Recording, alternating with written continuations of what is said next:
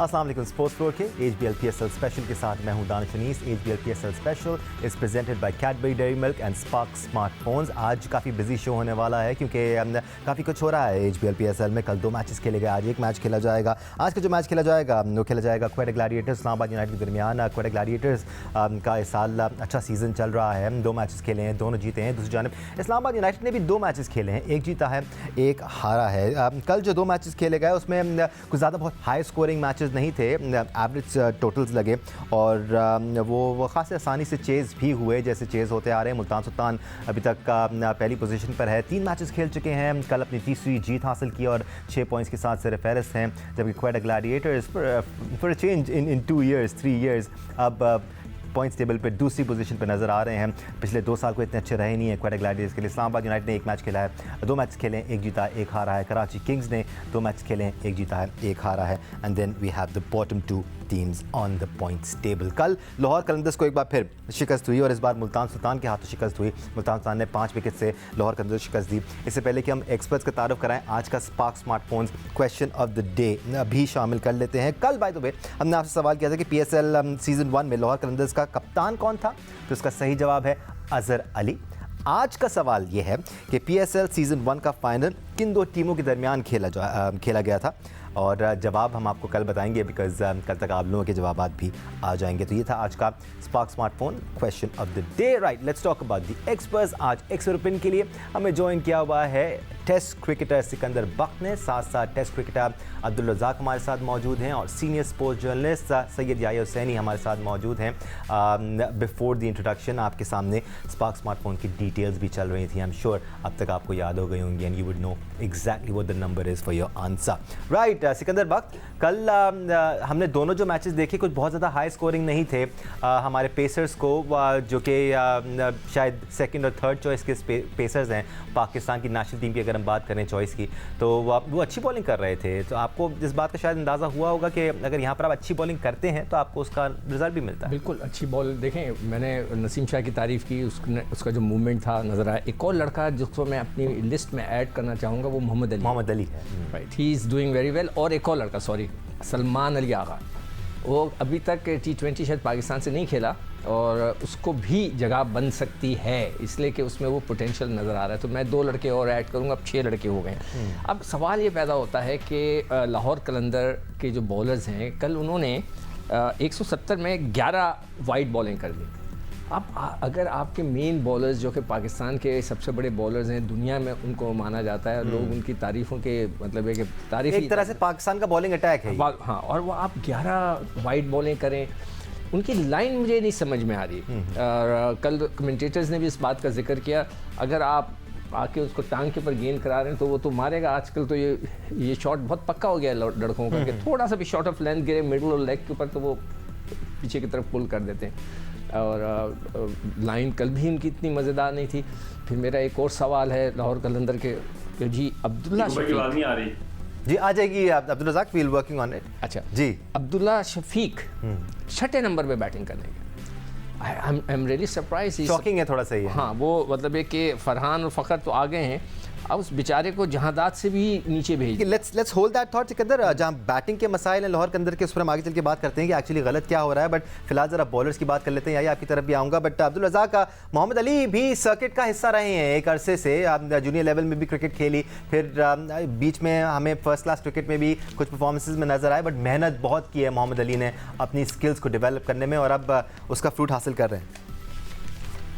Definitely देखें, मोहम्मद अली 2 साल पहले सेंटर पंजाब की तरफ से खेल रहे थे और इन्होंने 4 डे में बहुत अच्छा परफॉर्म किया था। और बैड लक यही होती है कि इनको बहुत जल्द टेस्ट मैच खिला दी गया उस जगह पे जहाँ पे इंग्लैंड ने 70 ओवर में 500 रन बनाए थे डेड पिच पे।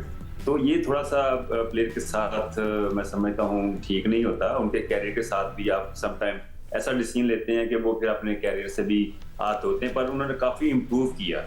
और इस साल जो उन्हें T20 में बॉलिंग कर रहे हैं, मैं समझता हूँ अगर आप T20 में अच्छी बॉलिंग करते हैं तो डेफिनेटली आप वनडे और टेस्ट मैच में भी इसमें आप अच्छी बॉलिंग कर सकते हैं। तो अगर ऑस्ट्रेलिया में मोहम्मद अली को लेके जाते तो ये बड़ा अच्छा होता है, क्योंकि ये काफ़ी 4 डे के बहुत अच्छे बॉलर हैं।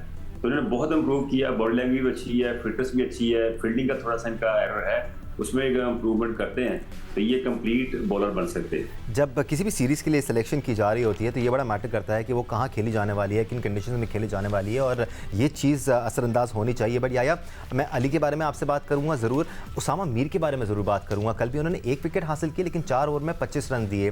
ये पॉजिटिव साइन है पाकिस्तान के लिए, बिकॉज हम देख रहे हैं एक लेग स्पिनर की तरफ जिसकी तलाश है पाकिस्तान को इस वक्त, और उसामा मीर कोई नया चेहरा नहीं है। हाँ, कल उन्होंने कैच भी ड्रॉप किया और उनकी गेंद पे कैच भी छूटा, लेकिन ये तो सिलसिला शुरू से चलता आ रहा है। नहीं, कल मुल्तान में तो ऐसा लग रहा था कि कुछ मसला है, क्योंकि कलंदर वाले भी कैच छोड़ रहे थे, मुल्तान वाले भी कैच छोड़ रहे थे। हालांकि इस टूर्नामेंट में काफ़ी अच्छी उन्होंने फील्डिंग का मुजाहरा किया, लेकिन कल पिच के ऊपर एक बार फिर पिछले मैच की तरह बॉलर्स के लिए बहुत ज़्यादा मौजूद था। और अगर आप देखें, वो जो जनूबी अफ्रीका के लैंड से बॉलर थे जिन्होंने बड़ी नपी तुली बॉलिंग की, रिजवान जिन्होंने कल ब्रिलियंट इनिंग खेली 80+ की, उनको बड़ा बांध के उन्होंने खिलाया। लेकिन जहाँ तक आपने बात की उसामा मीर की, कोई शक नहीं है कि उनके ऊपर बहुत प्रेशर है, क्योंकि आईसीसी वर्ल्ड कप में उनकी परफॉर्मेंस इतनी अच्छी नहीं रही। फिर न्यूजीलैंड के दौरे में भी वो अच्छी बॉलिंग नहीं कर सकी, और उन्होंने इस बात का जो है बरमला एतराफ़ भी किया है, और वो सब भूल कर आगे बढ़ना चाहते हैं। लेकिन अब जब ये टीम मुल्तान से बाहर निकलेगी और ख़ास तौर पर कराची आएगी, तो दानिश फिर पता चलेगा बहुत सारे बॉलर्स का, इंक्लूडिंग मोहम्मद अली, क्योंकि इस वक्त अगर आप मुल्तान को देखें तो वहाँ पर बॉलर्स के लिए फेवरेबल कंडीशंस आपको दिखाई दे रही हैं। जब ये बॉलर कराची आएंगे तो फिर पता चलेगा कि क्या सिचुएशन है, क्योंकि मुझे मुल्तान की टीम जो है आखिरी 2 मैच जिस तरह जीती है, मुझे लगता है कि वो जब मुल्तान से बाहर निकलेंगे तो थोड़ा सा उनको मुश्किल सूरत हाल का सामना करना पड़ेगा। लेकिन ओवरऑल अगर उनकी कारकर्दगी की आप बात करते हैं, 3 मैच तीनों मैच वो जीते हैं, और आखिरी 2 मैचों में रिजवान ने जिस तरह की कारकर्दगी का मुजाहरा किया, कल तो वो बहुत ही अच्छा खेले, इसमें कोई शक व शुबे की गुंजाइश नहीं है। लेकिन वो जो इफ्तिखार ने कल फिनिश कर दिया, उन्होंने तो कमाल ही कर दिया, और स्टेट उन्होंने कह दिया कि मैं पाकिस्तान टीम के लिए सोच रहा हूँ, और ये सारा गेम प्लान जो है, क्योंकि मिडल ऑर्डर में इसी तरह खेलने की ज़रूरत है। और हम बैनुल अक़वामी क्रिकेट में जो दीगर टीमों के खिलाड़ियों की बात करते हैं, फायर पावर की बात करते हैं, एग्रेशन की बात करते हैं, ये चीज़ हमें चाहिए जिस तरह कल इफ्तिखार खेलें। और इसी किस्म के रोल्स होते हैं सिकंदर T20 क्रिकेट में जो मुख्तलिफ प्लेयर्स को दिए जाते हैं। ठीक है, मोहम्मद रिजवान ने ऊपर से 82 रन की इनिंग्स खेली, 59 गेंदों का उन्होंने सामना किया, लेकिन जो इफ्तिखार अहमद की इनिंग्स थी 11 गेंदों पर 34 रन की, उसकी वजह से मैच 1 ओवर पहले ही ख़त्म करने में कामयाब हुई मुल्तान की टीम। तो ये बड़ी इंपॉर्टेंट इनिंग्स थी। देखो दानिश, मैं हर वक्त इफ्तिखार की बैटिंग ऑर्डर की बात करता हूँ। जी यार देखो, एक लड़का जो पावर हिटर होता है उसकी ज़रूरी नहीं है कि आप, जैसे आसिफ अली का कहा जाता था सिर्फ 2 ओवर चाहिए। जी जी। एक दोस्त मेरे फॉर्मर क्रिकेटर मेरे साथ लड़ पड़े थे इसी प्रोग्राम में, जब मैंने उनको बोला था कि भाई आप वापस आ जाएं अगर आपसे रन्स नहीं हो रहे, जब रिजवान ने मैच हराया था, कल वो टीवी पे बैठे यही बात कर रहे थे कि उन्हें तो मारना ही नहीं आता, उनको चाहिए 12 ओवर में आउट होकर बस 12 ओवर तक खेलें, फिर रिजवान जो है 12 ओवर के बाद वो मार धाड़ करके आ जाए। यानी कि उनके पास पावर हिटर, क्या ज़रूरी है कि पावर हिटर को सिर्फ आखिरी 2 ओवर दिए जाएं? क्या रिजवान यासिर खान और विली से ऊपर नहीं जा सकता? मैं सिर्फ सवाल कर रहा हूँ, वाई नॉट?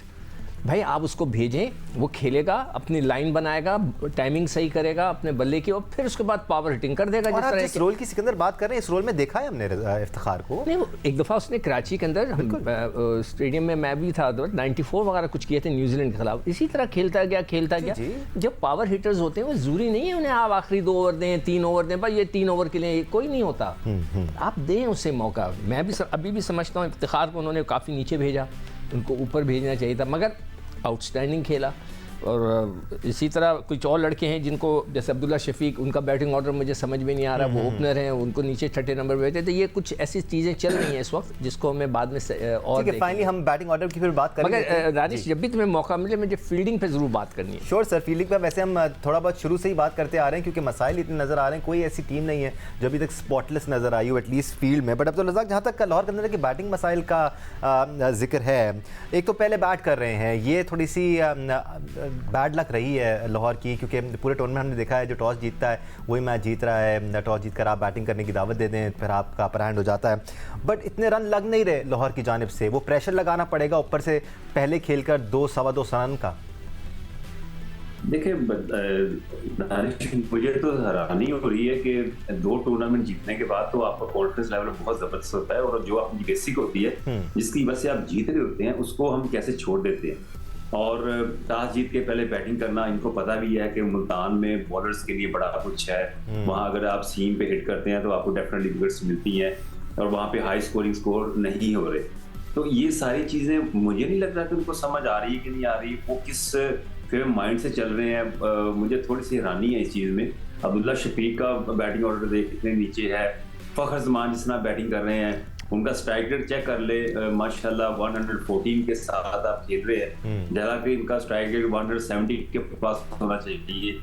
और इस तरह की चीजें थोड़ा सा मैं समझ इनकी प्लानिंग में गलती हो रही है, और टॉस जीत के पहले बैटिंग कर लेना ये भी थोड़ा सा समझ नहीं आ रहा कि उन कंडीशन पे यहाँ लाहौर में होता तो समझ आती है कि ठीक है वहाँ यहाँ बैटिंग ट्रैक है, तो वहाँ पे इनकी टोटली जो ये सोच रहे हैं, जो प्लान कर रहे हैं, वो टोटली अगेंस्ट जा रहे हैं। इनको फिर अब इन चीज़ों से हट जाना चाहिए, अपनी बेसिक भी आना चाहिए जिस तरह ये लास्ट ईयर खेल रहे थे। या लाहौर कलंदर का भी खासा है सरप्राइज करना, थोड़े से फिर पता चलना चाहिए ना कि कलंदर्स की टीम खेल रही है, तो कुछ ऐसे यूनिक फैसले हम देखते रहते हैं, जैसे अब्दुल्ला शफीक को नीचे भेजना है या टॉस जीत कर पहले बैटिंग कर लेना है, जब हर कोई टॉस जीत कर बॉलिंग करने की दावत दे रहा है, बॉलिंग करने का ऑप्शन दे रहा है।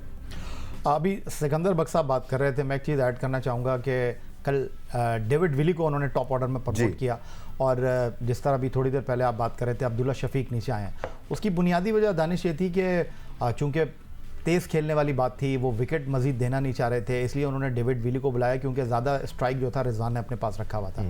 और लाहौर कलंदर, आपको राशिद एक प्रॉब्लम लग रहे हैं कि उनके ना होने से लाहौर कलंदर की टीम जो है वो स्ट्रगल कर रही है, लेकिन इस 3 मैचों में अगर राशिद भी होते, और ये जो फील्डिंग का स्टैंडर्ड है लाहौर कलंदर की, तो उन्होंने भी कुछ नहीं करना, लेट डाउन कर। लेकिन राशिद के अलावा एक और बड़ा इंपॉर्टेंट एलिमेंट फील्ड में, हालांकि पाकिस्तान टीम के कप्तान है शाहीन शाह अफरीदी, लेकिन बहरहाल आपको एक सीनियर प्रो अंदर चाहिए होता है, और अगर आपको याद हो डेविड वीज़ा जो है उनके लिए बड़े इंपॉर्टेंट रहे हैं, वो पहले मैच के बाद दस्तयाब नहीं है, और फिर उसके बाद अगर वो कहते हैं ना कि शहर के लोग भी जालिम थे, ख़ुद को भी कुछ मरने का शौक़ था, पहले मैच में रन नहीं हुए, दूसरे मैच में फ़खर से रन नहीं हुए, कल फ़खर ने रन्स किए हैं, वो अपनी फॉर्म गेन करने की कोशिश कर रहे हैं। उसकी बुनियादी वजह यही थी कि पहले 2 मैचों में उनसे रन नहीं हुए, फिर उसके बाद जो क्रिकेट बोर्ड की तरफ से हारिस के साथ हो गया। ठीक है, फॉरन एक ब्रेक पे जाना है हमें। आप देख रहे हैं HBL PSL special presented by Cadbury dairy milk and Spark smartphones. We come back after the break. Welcome back once again to sports flow HBL PSL special. कल के पहले मैच को हमने डिस्कस किया, अब दूसरे मैच की बारी है। कराची किंग्स ने कल 7 विकेटों से शिकस्त दी पेशावर ज़ल्मी को। पेशावर ज़ल्मी की मुश्किलात का सिलसिला भी जारी है। तो याया कल मीर हमजा ने अच्छी बॉलिंग का मुजाहरा किया, 3 विकेटें हासिल की, सिर्फ 28 रन के एवज। साथ साथ अगर हम कराची किंग्स के बैटर्स की बात करें तो कायरन पोलार्ड ने ज़बरदस्त कैमियो खेला, 21 गेंदों पर 49 रन बनाई। बहुत इंपॉर्टेंट इनिंग्स थी, वरना फंसे हुए थे कराची किंग्स के बैटर्स। जेम्स स्मिथ ने 38 रन बनाए, शोएब मलिक 29 गेंदों पर 29 रन बनाने में कामयाब हुए। तो अच्छी परफॉर्मेंस थी कल ओवरऑल कराची किंग्स की। डेफिनेटली दानिश, मुल्तान में जो 55 रन से इनको एक तरफा मुकाबले के बाद नाकामी का सामना करना पड़ा था, इनके स्क्वाड को लेकर बहुत ज़्यादा तनकीद हो रही थी, और कहा यह जा रहा था कि ये इस टूर्नामेंट की सबसे कमज़ोर टीम है, बट उन्होंने जिस तरह ग्रैप किया, जिस तरह नाकामी से 2-4 किया है पेशावर ज़ल्मी की टीम को, बाबर आजम के शानदार परफॉर्मेंस के बावजूद, तो credit goes to captain Shan Masood specially, जिस तरह उन्होंने कल टीम को लड़ाया, और कल जिस तरह उन्होंने ख़ास तौर पर कप्तानी की, सिर्फ 1 ओवर के लिए शोएब मलिक को लाए, साइम अयूब की विकेट को बाई किया, फिर उसके बाद दोबारा बॉल नहीं दी। तो बॉलिंग यूनिट जो है वो कराची किंग्स का अच्छा परफॉर्म कर रहा है, और उनके लिए ये कामयाबी इस तनाजुर में बड़ी इंपॉर्टेंट है, क्योंकि उनका अगला मैच जो है वो रिवायती हरीफ लाहौर कलंदर से उनके होम ग्राउंड के ऊपर है, और लाहौर कलंदर की टीम जो है उनके पास अब गलती की गुंजाइश कम है, लाइफ लाइन उनके पास नहीं बची है, 3 में से 3 मैच हार चुके हैं, तो कराची का मैच उनको जीतना बहुत ज़रूरी है। तो कराची की टीम जीती है, लाहौर तीनों मैच हारा है, तो थोड़ा सा जो है वो क्राउड पंप अप होगा। दूसरी जानिब पेशावर ज़ल्मी के मसाइल बरकरार हैं। सिकंदर, ऐसा लगता है ना बैटिंग ना बॉलिंग एक्स्ट्रॉर्डिनरी कुछ नज़र नहीं आ रहा उनकी टीम में। देखें, बाबर का ट्रेंड तो वही चल रहा है, वो खुद तो रन कर देते हैं 50, 60, 70, फिर उन्होंने 18 ओवर खेले, अपने 70 रन तो वो करके चले गए, मगर उनके पास और लगता है रिजवान, दोनों जो हमारे पाकिस्तान के ओपनर, उनके पास पावर हिटिंग नहीं है। वो एक वक्त तक तो बहुत अच्छा लगता है उनकी बैटिंग करना कि चलो जी 17-18, मगर जब वो आखिरी ओवर्स आते हैं बाबर भी नहीं मार पाते। हमने कल भी देख लिया, उससे पहले वाले नहीं, 50 उनके अपने पूरे हो रहे हैं। नंबर 1 वही हैं। हैंग ऑन सिकंदर, मैं हमेशा ये बात ज़रूर आपसे ज़रूर करता हूँ, आप शायद परेशान भी होते होंगे मेरे एक ही सवाल से, बट देखें 59 गेंदों पर 82 रन रिजवान ने बनाए, 51 गेंदों पर 72 रन बाबर ने बनाए।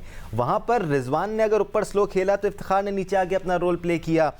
पेशावर ज़ल्मी के पास ऐसा कोई प्लेयर नहीं है तो नासिफ अली और वो रोल प्ले नहीं कर रहे, तो रोल्स होते हैं ना हर किसी के। नहीं दानिश, मैं सिकंदर इससे पहले एक बात बोले, मैं ऐड करना चाहूँगा, बाबर ने अपना रोल प्ले कर दिया, लेकिन जो पेशावर ज़ल्मी को हिट हो रहा है ना कि 2 मैचों में हारिस का वही हाल है जो पेशावर ज़ल्मी के, जो लाहौर कलंदर के हारिस रऊफ का है, तो ये उनको एक बहुत बड़ा सेटबैक है। और आप देखिए कि जो कोयटा के खिलाफ मैच में साइम ने स्कोर किया था वो उनके लिए बड़ा इंपॉर्टेंट था। तो जिस मैच में हारिस और साइम रन नहीं करेंगे ये टीम स्ट्रगल करेगी। सिकंदर देखिए, बाबर जो है उसकी एक स्टेटस है, उसकी एक क्लास है, वो क्लास को प्रूव करना है ना। या तो वो सिर्फ टेस्ट क्रिकेट खेल रहे हैं और वनडे क्रिकेट खेल रहे हैं। जब T20 आप खेलते हैं तो you have to change your self.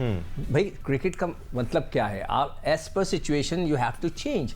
कल आपने जैसे आप उसको साउथ शकील को देख लें, वो टेस्ट क्रिकेटर था, उसको हम तो हैरान रह गए कि उसने अपना स्टाइल ही चेंज कर दिया। तो बाबर और रिजवान का एक स्टेटस है, तो आपको अपने स्टाइल भी T20 के हिसाब से जो है ना थोड़ा चेंज करना पड़ेगा। रिजवान तो फिर भी बीच में से स्वीपें मारते हैं, वो उनका एक स्टाइल है। बाबर तो बिल्कुल ही स्टडी खेलता है, बहुत अच्छी बात है। जब 160 रन करने होंगे, 180 रन करने होंगे, तो बाबर जैसे प्लेयर की ज़रूरत होगी कि शुरू से खेलें आखिर तक। मगर जब आप पहले बैटिंग कर रहे हैं तो आप you have to accelerate at one point, you have to make a target कि मैं 12-13 ओवर तक इस स्टेज से खेलूंगा। फिर सिचुएशन लेकिन सिकंदर, ये जो दानिश ने सवाल किया, इनका सवाल भी बुरा नहीं है कि वो कह रहे हैं कि 51 गेंदों पर 61 गेंदों पर 82 और क्या करना है। मैं जो क्लैरिफिकेशन हासिल आप करना नहीं चाह रहा हूं समझे ना, एक स्टेटस वाली बात हो गई ना। मैं समझ गया आपकी बात सर, लेकिन अब्दुल रज़ाक मैं क्लैरिफिकेशन जो हासिल करना चाह रहा हूं, एक टीम में 11 प्लेयर हैं तो आपने 5 से 6 बैटर खिलाए हैं। क्या वो 5 से 6 बैटर तमाम के तमाम एक ही जैसा खेलने वाले हों, या फिर आप उसमें सिलेक्शन करते हुए इस बात को नजर रखेंगे यार एक मुझे संभल के खेलने वाला चाहिए, एक ऐसा प्लेयर चाहिए जो एक हैंड को होल्ड करे और थ्रू आउट द इनिंग्स खेले? क्या T20 में जरूरत होती है ऐसे बैटर की? देखो, ये एक प्लानिंग होती है, जब टीम बनती है तो इस तरह ही बनती है। हम बाबर की बात कर रहे हैं, रिजवान की बात कर रहे हैं, वो अपना रोल अदा करते हैं, वो अपनी टीम को एक अच्छी पोजीशन पे लेके आते हैं। बस बाद में जो मिडिल ऑर्डर है वो बड़ा स्ट्रांग होना चाहिए।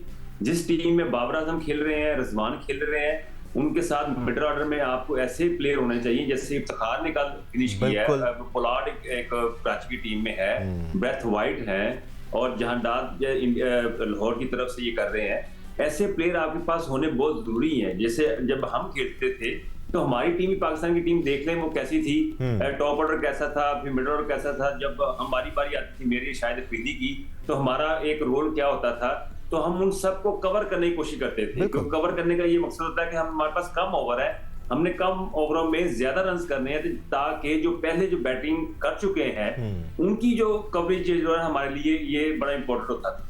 जैसे उन्होंने 40 ओवर में 200 किया, 5 किया अभी से, अब हमारे पे फर्ज है कि 10 ओवरों में 100 रन करें। और उस जमाने में, जिस जमाने की आप बात करें अब्दुल रज़ाक, उस जमाने में 10 ओवर में हम 125-150 लगा दिया करते थे, 40 ओवर में थोड़ा सा फॉल बिहाइंड करने के बाद। मुझे ये बात इसलिए करनी पड़ी है, मिसाल देने पड़ी है कि जब बाबर और रिजवान जिस टीम में होंगे, आप उनको फॉलो मत करें, वो अपना रोल अदा करते हैं। उनकी जो गेम है, अब हमने उनको 4-5 साल से डेवलप किया हुआ है, आप उनको खेलने दें। आप मिडिल ऑर्डर में ऐसे बैट्समैन रखें जो उनकी कवरेज का बने। राइट, अच्छा, जैसे कम बोलते नहीं, मैं प्रोग्राम का टाइम खत्म हो रहा है, मुझे नहीं, जल्दी से मैं ये बोलना चाह रहा हूँ, अगर वो लड़के 18 ओवर तक चले जाएं दोनों, हाँ, और इंतजार ही करते रहें, तो भाई उनको एक टारगेट रखना चाहिए ना कि मैं 12 ओवर तक जो है हम ऐसा खेलेंगे।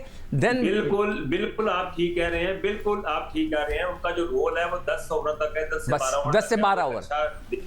ऐसा करते हैं जेंटलमैन, प्रोग्राम के बाद एक बैठक लगा लेते हैं, फिर इन इश्यूज पर दिल खोल के बात करेंगे। फिलहाल टाइम खत्म हो रहा है।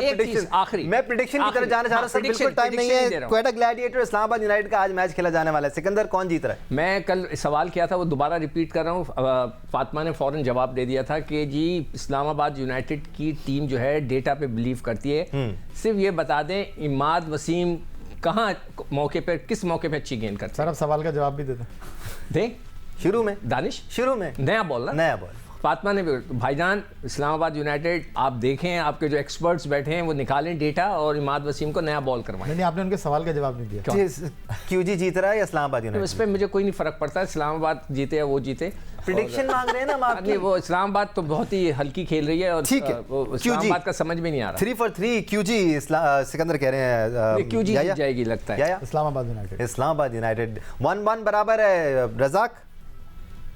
क्वेटा तो 2 हमारे एक्सपर्ट्स कहते हैं आज क्वेटा जीतेगी, जबकि याया कहना है कि आज इस्लामाबाद जीतेगी। So that's about it from today. आज के लिए इतना ही। आज मैच एंजॉय करना है आपने, कल इस पर एनालिसिस भी होगा। अपना ख्याल रखें, PSL एंजॉय करते रहेगा।